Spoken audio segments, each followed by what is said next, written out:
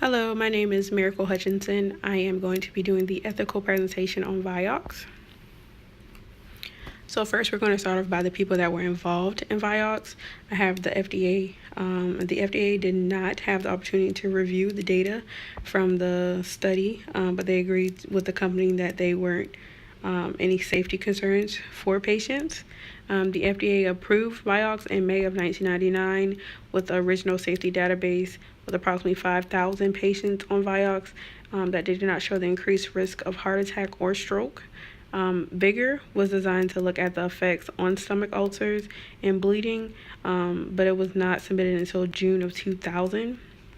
The study did prove patients taking Vioxx had fewer stomach ulcers and bleeding, but the outcome also showed higher risk for cardiovascular problems. Now we have Merck. Merck was the pharmaceutical company who proposed that Vioxx be marketed to the public. So they created Vioxx.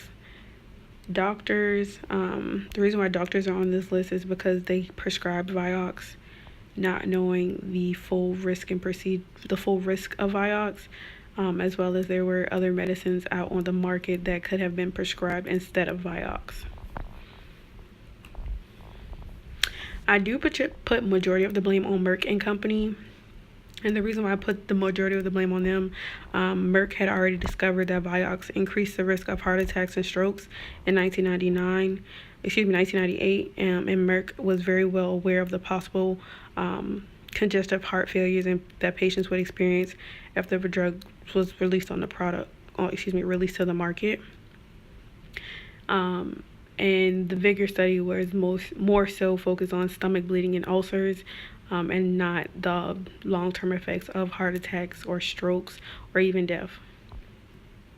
Also, Merck and Company also failed to inform doctors of the health risks that they did have at hand, allowing doctors to prescribe the medicine, knowing that they could possibly experience cardiovascular effects.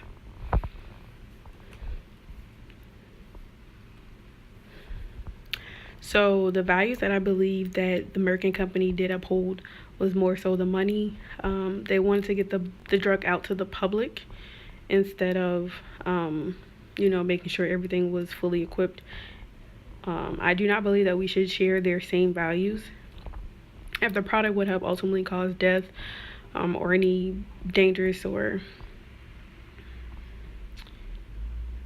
complications, they should have valued the health and safety of the consumer of Vioxx more so than receiving money from selling Vioxx. Their decision at the time were not morally right. Before asking for approval, they knew that the drug caused heart attacks and strokes. When they did their own independent Vigor study, it was not focused on heart attacks or strokes. It was focused on the stomach ulcers and bleeding. And before removing Vioxx from the market, it was known to have had 60,000 deaths in America alone. From this, I think they did take the utilitarian approach, because they did not consider the effects on the company itself, the users of the product, or the families.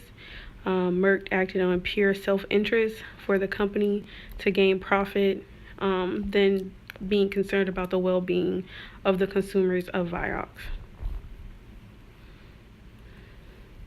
So because of this, I think the moral lesson is to conduct your own experiment.